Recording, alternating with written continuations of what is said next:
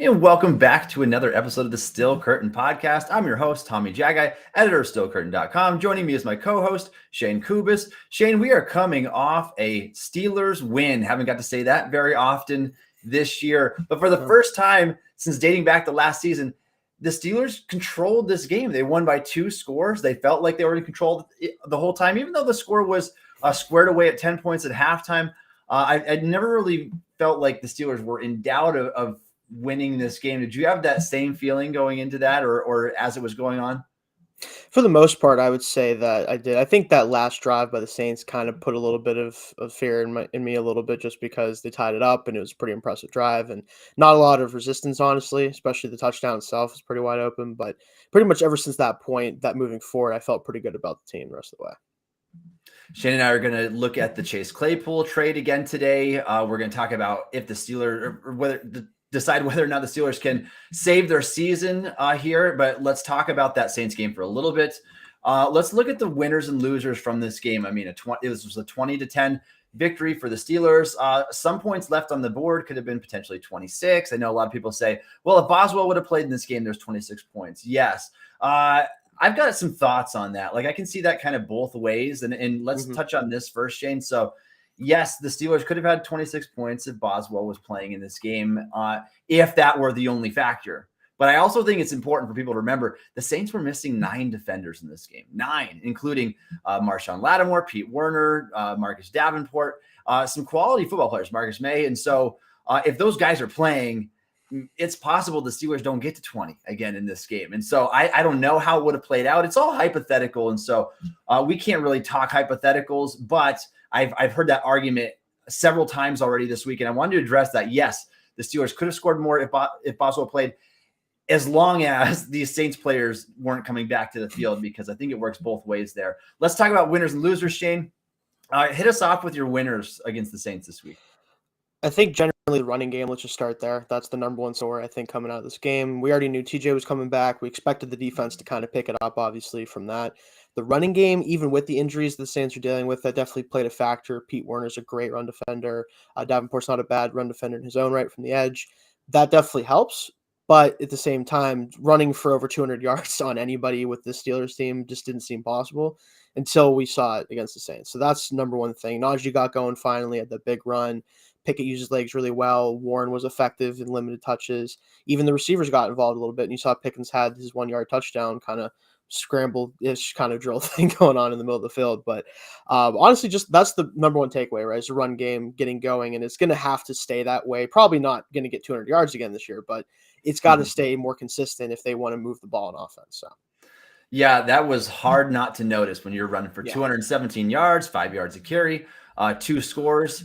The run game was fantastic. And I don't think it was just Najee either. I think it was all around. I mean, Najee averaged 5 yards a carry, and the rest of the team averaged 5 yards a carry collectively between Pickett and Pickens and Jaylen Warren. And so I thought it was just a great team effort. I thought the offensive line did a marvelous job just clearing some huge run. Like, you could drive a truck through some of the lanes that they opened up there. And again, not taking anything away from Najee. I think Najee had easily the best game of his season so far. I like to think that I would take some credit for that, but no, it doesn't work that way.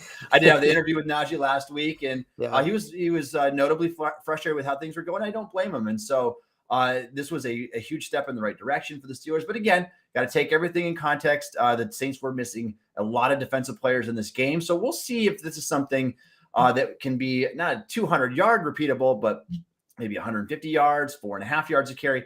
We'll see how that looks moving forward, but that was definitely encouraging.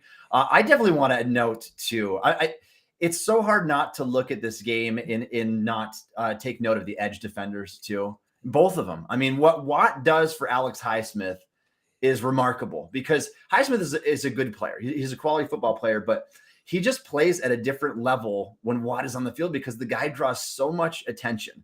And so Highsmith was just able to get some single coverage matchups. And as you know, he finished with 2 sacks. And so in the only 2 games, Watt has played less than 2 full games this season.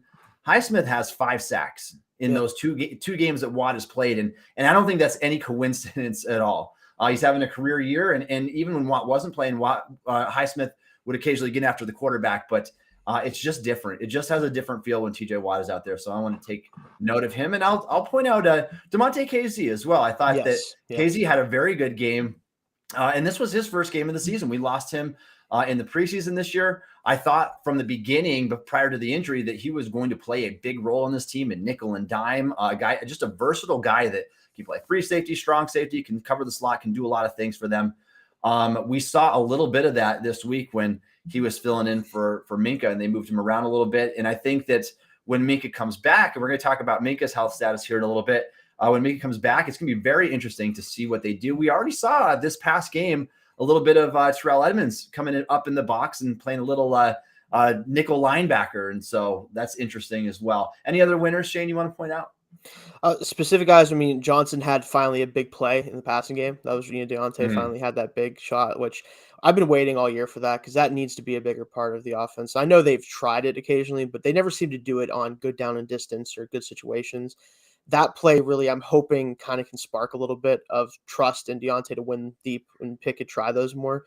Outside of that, I mean, the passing game was just okay, especially in the second half of the game is a little bit better, but we'll get to, obviously more of that here down the road. So. All right, let's talk about the losers for a minute here. It's hard to pick out a lot of losers in a game like this where you're kind of just cruising throughout. The run game's clicking. The defense is firing all cylinders.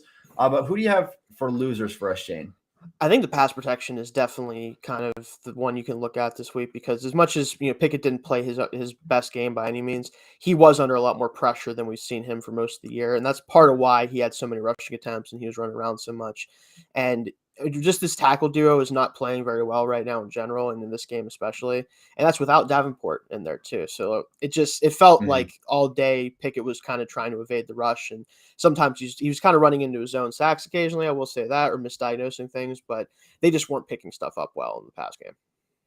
Yeah, as good as the run blocking was, the pass blocking was a bit of an issue. And the tackles, I mean, again, this is a position the Steelers could very well be looking at with their top pick this year. I did win, and I charted all 6 of Pickett's sacks to see whose fault they lied on there. That's just something that I kind of like to do. And so the first sack that he took, that was the result of a blitzing defensive back off the left tackle that nobody picked up. The second sack was Moore gave up a sack on a stunt, and Dotson blocked nobody on that play. Yeah, that was a rough one, right? And so kind of a split thing. I can almost give it to Dotson there. The third sack was a Pickett scramble, runs into the back of a core 4. Fourth sack, Dotson loses his battle quickly. So not a great game from Dotson at all in pass protection, especially. The fifth sack, Pickett scrambles, can't get back to the line of scrimmage. He did have some time on that one. And then the sixth sack, a quarter 4 was just basically bull rushed into the quarterback. And so a few of them on Pickett, 4 of them I would declare were on the offensive line. And so they need to get better in that regard still. They need to be more consistent game to game, week to week. And so that's something to look for as well. But I agree with you. That's the offensive line. I would call the pass protection kind of one of the losers in this one. Outside of that, I mean, there's not a lot of points to. I don't want to say that Pickett was a loser. I think that he took a minor step in the right direction. But again, 18 of 30, 199 yards, didn't punch in a passing score again. And this is, we just need to see that next step. Like we need to see him jump up from being that bottom tier quarterback to a tier that's just one away from the bottom, just for now. I mean, we got to see a little bit more. And he did have the beautiful pass to Johnson, the 36-yarder. In the second half. I mean, credit him for putting that ball on the money. He rifled in the slant there to George Pickens in the red zone. And so there were some nice passes, but there are also some questionable decisions again in the first series, I believe. We had the out route to Freiermuth that was, I mean, not nearly picked off, but it was deflected. And then the other one, he was kind of banking on the penalty coming out when Johnson was interfered with, because that could have been a pick as well. Yeah. And so just needs to clean up some of that stuff. We need to see him more consistent across the middle of the field. And his worst pass of the night, honestly, one for me, I went back and watched the all 22. He had George Pickens on a deep post. I mean, that would have gone for 25 to 30 yards pretty easily. And that ball was just way behind. I'm not sure what happened there, if the ball just kind of slipped out of his hands or what, but way behind Pickens there. And that would have been another huge chunk play that would have aided in his yards per attempt. He ended up with 6.6 on the afternoon, which, again, it's still a step up from where it's a step up from where it was. I mean, Pickett ranked among all qualifying quarterbacks, dead last in the league. And so when you go from that to 6.6, it's a jump. But 6.6, if we just look at it as a season average, that would be good for 27th in the league, tied with Tom Brady. So still not ideal. But like I said, a step in the right direction. I don't know if I'd call Pickett a loser because it was, I think, a minor step up the ladder here. But we definitely need to see more still. So not a lot of losers from this game. I think Shane and I would agree. Just a good overall team effort. The Steelers came out. They're on fire. They wanted it, obviously, and more than what the Saints did. They knew Tomlin was backed into a corner. He knew what this meant to him. And now, like we said, we talked about the narrative last time of Tomlin being just lousy after bye weeks. It's just really not true. With this win, the Steelers advanced 12-4 under Mike Tomlin coming off a bye. And so that's a pretty good win percentage. So not a lot to complain about when he gets an extended week like that. Shane, give me a player of the game versus Saints. Yeah, for me, you have to look at Highsmith. I mean, he won Defensive Player of the Week in the NFL, at least the AFC. I know. So, like, the fact that he was able to do what he did, it is a lot of because Watt was back. We know that. I mean, having those two on the field together makes both of them better, honestly. And especially with Highsmith, the thing I noticed is his spin move, especially, which is his best move in my opinion. It really gets unlocked when he does get those true one-on-ones, where he can't really do that when he is getting doubled like he has been, just because if he spins inside, obviously he's just going to end up right inside of a guard. It's hard to do that. So with that, unlocking that makes his sack production go up and his pressure rate go up. He's definitely the best player on defense in that game outside of what Watt was able to do as a run defender and giving him space. And then Casey, we already talked about him a little bit. Like he played very, very well for it being his first game of the season. I wouldn't have expected him to play that well the first game of the year coming off his injury. So that was a big boost, especially with Minka out. Yeah, I agree with both of those. I'll give you one on each side of the ball. Let me pick one's different than what you've picked. I'm going to go with Najee Harris. I think that Najee had a good game. And again, it's not perfect. We can see in the open field, Najee just doesn't have a lot of home run speed. But running over that guy, I mean, he was able to gain a lot of extra chunk yards off of that. I think he just ran harder. And I don't know if it's just me having that feeling going into that and watching him, but it certainly looked like he was running hard, running tough, running through tackles. I like the run at the near the goal line there. We're about 8 yards away, and he lunges forward for about 4 or 5 yards. At the end of that play, gets right up near so that the Steelers can punch it in with George Pickens there. And I thought he just did a good job overall. That's what he needs to do. I thought he was more decisive, and I thought that he was trying to run through people instead of going around them, because that's just really not Najee's game. He's not going to be even like a Le'Veon Bell in that regard. He needs to get uphill and he needs to go through people. And I thought that was his best efforts of the season so far. And then defensively, since you said Highsmith and you noted KZ as well, I'll say TJ Watt. Just the difference that he makes, it's unbelievable. Like I went back and charted Watt just today. The Steelers are 1-10 when he doesn't play. They average 1.1 sacks per game when Watt is not on the field. They average 3.4 when he, and this is a big sample now. Like the Steelers, it's pretty ridiculous. It's crazy because we're coming up on almost a full season sample of Watt missing action. 11 games that's a pretty good sample. The Steelers are 53, 24, and 2 when he plays. That's pushing 70% that they either win or tie. They're 1-10 when he doesn't. The sacks are tripled. It's a touchdown a game difference, almost a touchdown a game difference when Watt plays and when he doesn't. And it's not just because the Steelers have played great teams. Like that's a narrative that I've seen out there as well. That's really not true. Here's some of the quarterbacks they played, just since we're on this topic real quick. The Steelers, some of the losses the Steelers have when Watt has been absent: Mike Glennon in 2017, Baker Mayfield in 2020, Joe Burrow and Herbert. Those are good quarterbacks. Mac Jones, Jacoby Brissett, Zach Wilson. He does have a loss against Josh Allen, obviously. The Steelers were probably going to lose that one no matter what. Same with the game against Jalen Hurts and the Eagles.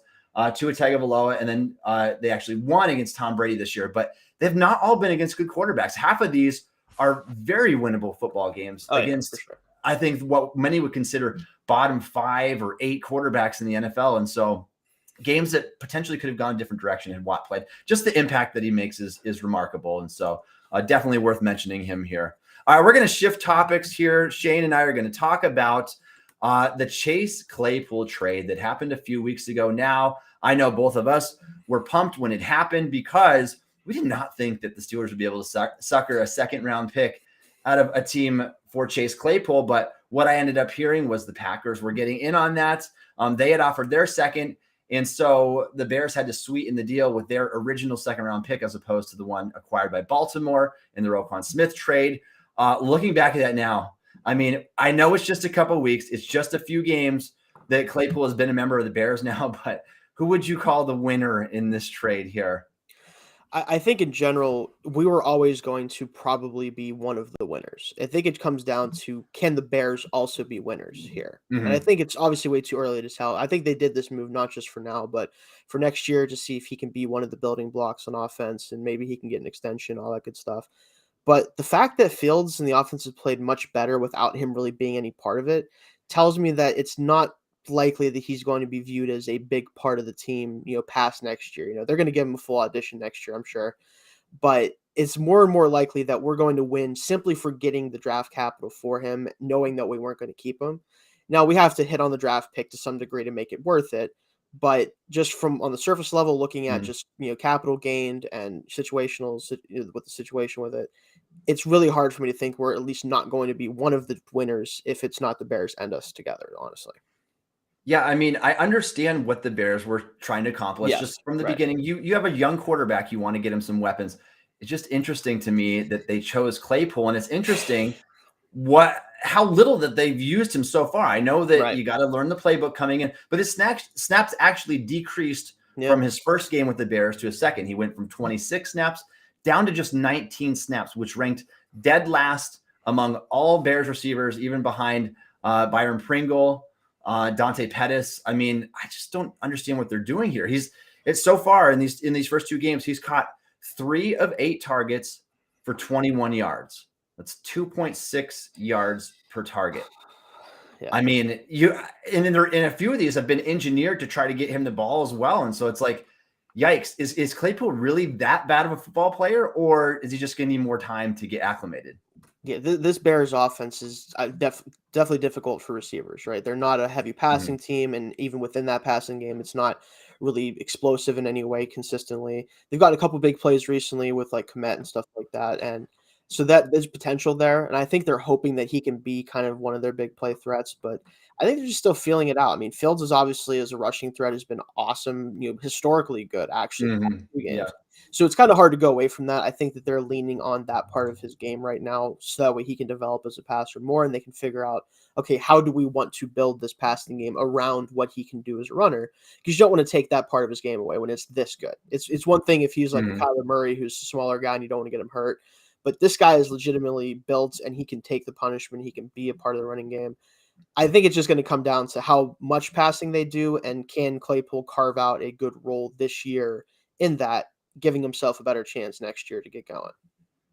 Yeah, I have to imagine when they made that trade, they're thinking of Claypool as no worse than their number 2 receiver. Like you got Darnell Mooney, Exactly. Yeah. and then it's got to be Chase Claypool. Like if you're not beating out Equinemius St. Brown, I mean, Yeah. he's got to land that role, and it'll be interesting. I'm going to track it throughout the year as well because I'm really interested to see, even though that part of it has no effect on the Steelers anymore. I just want to see what they're going to do with him because it was interesting that his snaps decreased from his first game to his second.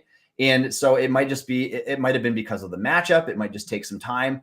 I mean, I'm rooting for the guy, but I mean, I'm thrilled that we have that second round pick. That pick actually increased because of, and I was watching that game closely too. The Bears ended up losing 31-30 to the Lions, a game I expected Chicago to win. So that was a big one for Steelers fans because instead of dropping that pick somewhere into the mid 40s, that now gets elevated. And if the draft were to start today, that would be good for 37th overall, like essentially like an extension of like a late first round pick. Like that's phenomenal draft capital for a player that was averaging 38 yards on our team and was not very efficient at all this year. And so we'll keep dibs on that as we go on as well.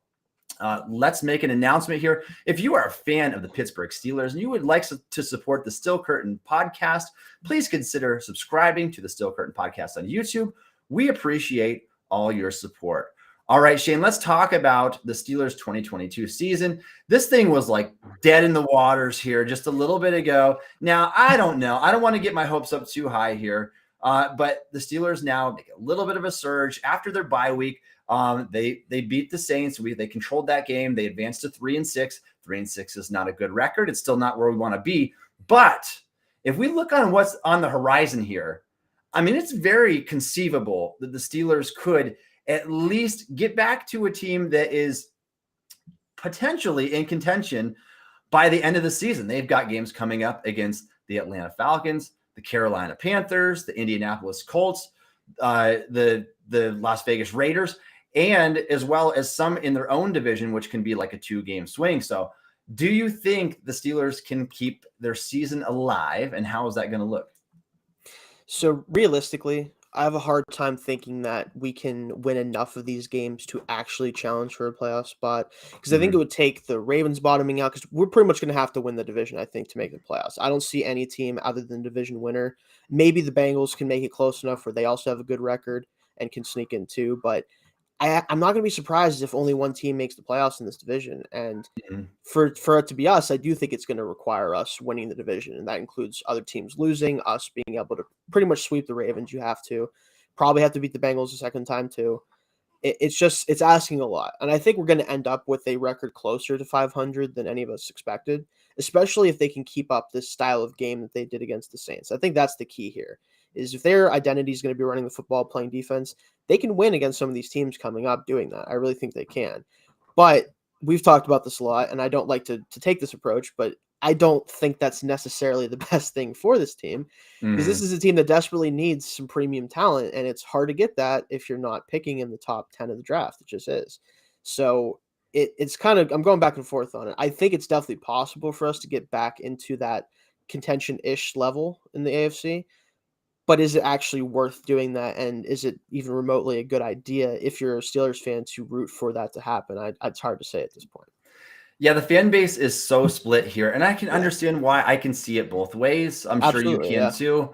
Yeah. And so it's like, yes, I would love to get a premier left tackle. I would love to get a Will Anderson or a player that can make that big of a difference right away to this football team. But yeah, I mean, at the same time, you don't want to root for losses. It's just, can the Steelers do enough to get back into the playoffs? Probably not. Can they do enough to get to 7 or 8 wins? I believe that's incredibly feasible at this point, considering that the defense will be stronger now. We just saw them coming off of this game.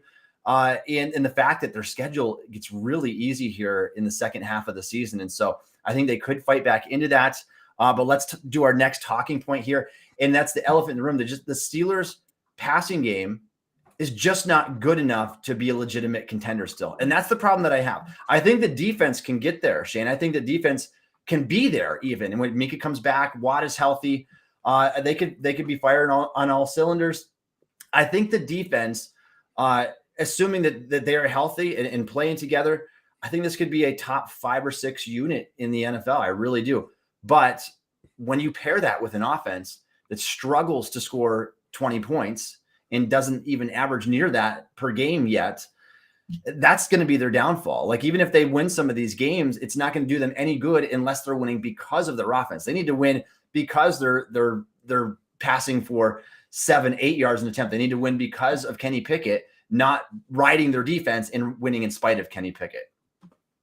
And I think that's the issue, is I don't know if there's a clear path to reaching that point this year, because we've talked about a lot. I'm not going to sit here and continue to harp on the fact that Cannon is the offensive coordinator. We know that's going to be the case till at least the end of this year. But his whole offensive identity is basically, let's get to third and manageable every time. And you don't get there without a good running game, which they finally had last week. And you don't get that without efficient passing in the short game. And right now, that's the only thing that they can do is throw the ball short. That's pretty much all we've done well. And even that's not really truly well. It's just what we can complete. And until he's either forcing the ball down the field more, Pickett himself, or until Canada opens up the passing offense more. And I like that first play call of the game, like try to get Pickens on a 20-yard play to start the game. Like, that's the type of stuff that needs to become more of a regular occurrence, and not just let's try to catch him off guard type of thing. If they can get to, like you said, 7 or 8 yards per attempt, and they can actually move the ball consistently, even if they don't score, 28 points a game, if they can score 22, 23 points a game and have the passing offense be a bigger part of why, then you could see this team legitimately threaten down the stretch and even have a chance to win a playoff game against some teams if their passing offense is getting to that point. Yeah, and you're not going to hear me advocating to keep Matt Canada around long term, but I do think that was probably his best game of the season that he's called. I think that I don't think that there was a lot of issues with the play calling. There were some missed opportunities there, but I did notice there was more patterns designed to go across the middle of the field, which we weren't used to seeing either. And so that was at least encouraging. And so I want to see that continued growth and hopefully a bigger step in the right direction for Kenny Pickett and company there. All right, let's talk about Steelers versus Bengals. We know this is the season right here. I mean, their season's on the line. It dangles by a thread. If you drop to 3-7 on the year, I mean, your chances of coming back, even if you win out and you finish, it's still not a guarantee. It's not a guarantee at that point. So you essentially have to win out. You can't have these big divisional losses, especially if Bengals could potentially be in that same boat and own a tiebreaker. So, I mean, we know that every single game from here on out matters, and it matters a lot. And so the Steelers are 4.5-point underdogs this week, which really shouldn't surprise a lot of people. I mean, the Bengals are coming off a road win in which they put up 42 points without Jamar Chase. And so how do you feel about that line, Shane? Do you think that's a fair line? And where would you go with that? I think it's definitely fair. I mean, look what it took for us to beat this team week 1. You know what I mean? And that was theoretically when everybody was healthy and we were in good shape and like we weren't on a mostly losing streak outside of last week. Like, it's just hard for me to really say that this isn't a good line or a good place to start. I would be surprised if it was any more than this, though, just because of the fact we're coming off a win and the Bengals still don't have Chase. And he was the one who really hurt us last game, was Chase, for sure. And so you don't know what the other receivers can do against us. They didn't really have much impact in the game. But I think that this is a bit of a sneaky line. I think that it'd be very surprising if we lose by this many points just because of the way the defense I'm expecting them to play. But I might take a couple bets on this, if I'm being honest, just in case we have a blow-up game or something like that. Yeah, I mean, I think that's honestly probably right where I would have gone with the line as well. If anything, I might have actually made it a little bit closer to a pick 'em, honestly, because I think that coming off of where Steelers are, this will be 2 straight road games for the Bengals. And I think Jamar Chase not playing in this game, which it certainly looks like that's the case now. I just looked at the most recent report. They're hoping to get him back by week 12, which would be the week after the Steelers. So very doubtful Jamar Chase comes back for this week. Obviously, we do this show on a Wednesday, and so we don't have the full injury report yet. But it's looking very doubtful for Jamar Chase this week, which I think gives the Steelers a big leg up in that area, because that guy can be a game changer. I mean, we saw him just last year. He was arguably the best receiver in the NFL last year and just has not been able to stay healthy this year, unfortunately, for Cincinnati. Let's talk about injuries a little bit here, because these could play a big factor in this game. Mike Tomlin noted in his Tuesday press conference, Chris Boswell will not play again, which means Matthew Wright's going to be the kicker. Missed 2 field goals last week, some very makeable field goals. We would expect Bos to make those. So that can definitely play a role there, and it could determine how often the Steelers maybe want to go for it on 4th down. So can help or hurt depending on how that is. But with missed field goals, that's always going to hurt you. Najee Harris, Kevin Dotson, Akella Witherspoon, they're all banged up with minor injuries this week. So we'll check the injury report on them. The most interesting one, though, Shane, is Minkah Fitzpatrick. And he came out and said, yeah, I wanted to go this past Sunday against the Saints. The guy had an organ cut out. He had emergency appendectomy surgery. And hours after the game, hours after the surgery, he wanted to play in that game. I mean, that wasn't happening, obviously. No. I don't know how that works in terms of like the medical staff clearing him. But if it's up to Minkah, he's playing in this game. He's basically come out and said that. We know how Tomlin is with his players. He cares about the health of his players. He dating back to like Ryan Clark with having the sickle cell, wouldn't allow him to play in Denver. And so we'll see what the Steelers allow and what the medical staff says this week concerning Fitzpatrick. But the initial reports from Adam Schefter said that he was going to miss multiple weeks. And now suddenly that might not be the case. I think, though, I don't know the recovery. I'm not going to pretend like I'm a doctor, but I'm assuming that with something like that, it's probably a combination of how well did the surgery go? Is there any issue of like reopening the wound? Is there any issues with that? Is it just a pain thing for the most part after a certain point in the recovery? Because if it's just a pain thing, I'm sure Minkah's like, yeah, I'll play, because football players are crazy. That's what they do.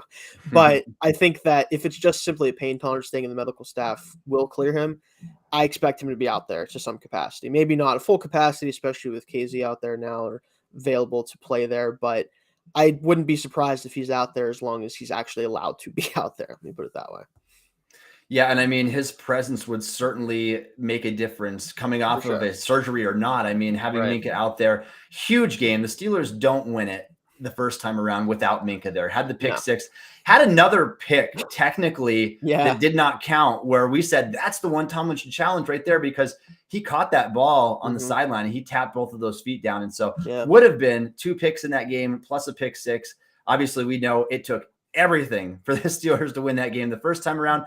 7 sacks, 5 total takeaways, 1 defensive touchdown.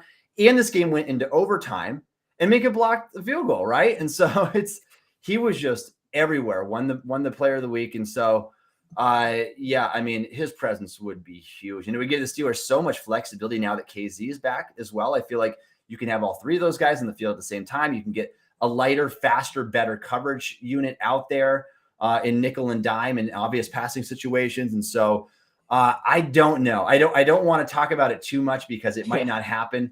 Right. But the initial reports, Tomlin seemed to sound very optimistic. Yeah. Minka said, I want to be out there. I want to play. So keep an eye on that as we go, because Minka's presence obviously can be a game changer. Maybe not to the TJ Watt level, but at times it can be. And we saw that with the Bengals in week 1. Shayne, let's talk about matchups to watch here.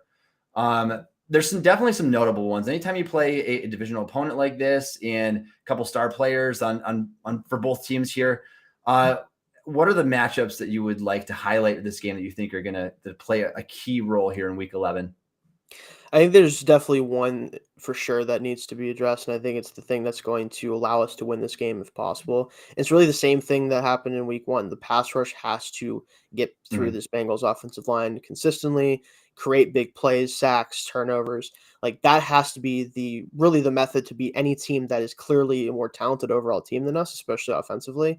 That's going to be the key, is can the defense slow them down enough for whatever version of the offense we get that week to outscore them. And I think that it's definitely possible in this week. I think especially without Chase there, it's not as difficult to cover the other 2 guys. You know, Higgins is obviously a great player, and Boyd has had really his best season in a couple of years now so far this season, but they're not the same threat level that Chase brings, right? So it's not as much of a concern of giving up something to them as it is Chase. So getting after Burrow and making this offensive line sweat every play, that's going to have to be the number 1 matchup they have to win, and win big especially. Yeah, I think that this is like the matchup of really good edge defenders against pedestrian offensive tackles for both teams, because you've got Alex Highsmith going against Jonah Williams, who, although a former first-round pick, he's really struggling season right now. Yeah, he can't handle power. Like I've noticed that about him, that it's a rough season for him. On the opposite side there, the Bengals went and traded for Lyle Collins, paid him a lot of money. He's not playing well either, and TJ Watt gets a favorable matchup against him. We know Watt had a sack the first time around, had a pick straight at the line of scrimmage. And so I would expect that he might not get the pick, obviously, this time, but I think pressure-wise, pass rush-wise, Watt could have a potentially even bigger game against Collins the second time around. And you look at the other way. Like Dan Moore is going to have to contain Trey Hendrickson, who I think is playing probably at like a top 10 or 12 pass rusher right now in the NFL. That guy, he's just a good football player. And so that's going to be a tough one to handle. And then on the opposite side, Okorafor is going to have to be able to anchor against Sam Hubbard, who's one of the better bull rushing players. It's just a powerful guy that can get in there. He can stop the run. And unfortunately, I don't think that Okorafor has been playing his best football in recent weeks. Not the last couple of weeks. Yeah, he had a hot start, but that's kind of how I feel about him too. And if you care about Pro Football Focus at all or not, he's really come down to Dan Moore's level as far as that goes. Right now, in terms of rankings, Dan Moore ranks 56th among offensive tackles, and Okorafor ranks 52nd. And so, like we said, definitely a position the Steelers could target in the draft there. But this is the battle of good edge players against below average offensive tackles. And we'll see which side ends up winning that more. And then, as you alluded to, also, we cannot go without mentioning the impact that a player like Ja'Marr Chase makes and how much you have to account for him. Won't be out there this week, doesn't sound like. And so that's a huge win for the Steelers, who already have slow-ish cornerbacks. Yeah. And so Tyler Boyd and T. Higgins are going to be much more on their speed. It bumps everybody down a level. and it makes them not have to account for the threat that Chase is with the ball in his hands every time there. And so it'll be interesting to see how they approach that this week, but maybe they can play just a straight shell and not have to try to shift attention one direction or the other here. So and I think that caps the ceiling of Bengals offense a little bit too. So instead of scoring a 27 or a 30-point game against Steelers defense, maybe they'll only score 20, 23. We'll have to see how that ends up playing out. But their passing game is obviously what they roll with. And they're coming off, like I said, a 42-point performance. Okay, let's go ahead and let's talk about our keys to victory. Shane, what are the Steelers going to have to do to pull this one off? We know, again, they're underdogs against a division opponent. This time, however, they are 1 week removed from a bye week, so they've had that rest. They're getting some of their guys back. They're playing their second straight game at home, whereas the Bengals are playing another consecutive road game. What do you think the key to victory for the Steelers is this week? How can they pull it off? I think there's a couple things. So the first, you have to limit chunk plays by the Bengals offense. That's what they live for. They try to get them, whether it's Boyd on crossing routes where nobody can cover for some reason. That's happened a couple of times, whether it's Higgins down the field on a deep ball, Mixon with a big run after his last week, which that's another thing. They definitely need to contain him after his performance he had against the Panthers. Oh, yeah. Obviously, it's against the Panthers, and it was his first big game of the year, but definitely watch out for him getting hot at this point in the season. So there's that. You have to run the football, keep the ball out of their hands as much as possible, make the defense's job a little bit easier. You have to manufacture a couple of big plays of your own, whether that's with screens or deep balls to Johnson again, if you can hit a couple of those or whatever it may be. Need to find some explosive plays somewhere on this offense. And lastly, again, what I talked about before, the pass rush has to be the biggest factor in the game. It has to dominate, basically. I think that's the number one key that could flip the whole game in our favor. You get a couple drives that are killed from sacks, or you get a couple turnovers from forced balls or forced fumbles. You're going to have a chance to win this game, even if the offense doesn't play great. Yeah, I mean, I agree with you on both fronts there, but what the Steelers did the first time around is not repeatable. They're not going to do that again. No. So they need to be more consistent as a defense, which I think that they can do. They allowed too many of those chunk plays, like we said, that allowed them to get back into the game. And so I think the Steelers will be able to generate consistent pressure. I can see a scenario where the Steelers defense can hold the Bengals to under 20 points. It's just going to take a consistent all-around performance. And we'll see. I guess some of that hinges on Minka's health as well.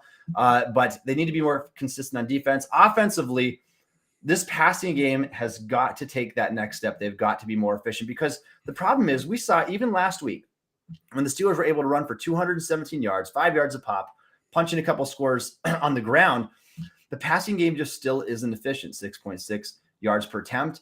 And the fact that the Steelers could play as good a defense as they did last week and run the ball as well as they did, to only be able to get 20 points out of that is a little bit disheartening still. And so the running game is great for controlling the clock, time of possession, wearing down defenses, but it's not necessarily great for when it comes to putting points on the board. Like your passing efficiency has to be good, and it has to be good in the red zone. And so the Steelers need to take a step forward there. Cornerback Chidobe Awuzie is going to be out for the Bengals this week, and so that might help a little bit there too. Yeah. Eli Apple's been picked on at times this season. And so the Steelers now, maybe all of a sudden, maybe they have a bit of an advantage in the passing game. You take out Jamar Chase, you take for the Bengals side of things, then for the Steelers, one of their best corners is gone with that knee injury. And so will they be able to exploit that? That becomes the question. And are they going to be able to pass the ball over the middle of the field? So we'll see if any of those things end up happening this week. All right, Shane, let's go ahead and give our game predictions before we sign off for today. Steelers versus Bengals, week 11. Steelers season hangs on the line. What's going to happen? So realistically, I do have them losing 24-17 to the Bengals. I think that, unfortunately, too many things will have to go their way, I believe, to get to a point where they can actually win this game.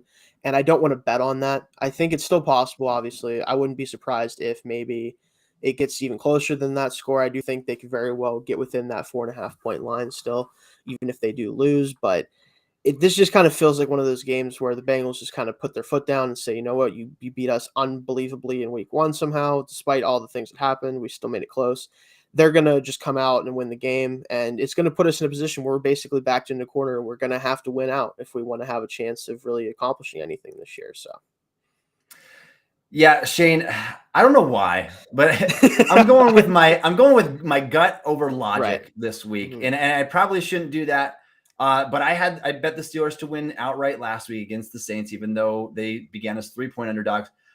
I'm actually betting the Steelers to win outright in this game. I would take the Steelers at the money line. And so I've got Pittsburgh winning 20-17. I do think that the Bengals on the road this week without Jamar Chase, I think it is possible to hold them under 20 points, which it might take that in order for Steelers to win, because we know how much trouble they have putting up 20 points. But I've got them winning 20-17 at home. They know what's on the line. They played with phenomenal energy last week. I don't know if just heart, determination, energy is going to be enough to get the job done, especially if Joe Burrow just has one of those money games. But I do think potentially that could be enough, especially considering looking at this matchup, Steelers' strength, which is their pass rush and their ability to get pressure off the edge when TJ Watt is healthy, is going to play right in line with Bengals' big weakness this year, and that is their ability to protect Joe Burrow. And I think that all things considered, they're not going to get the turnovers.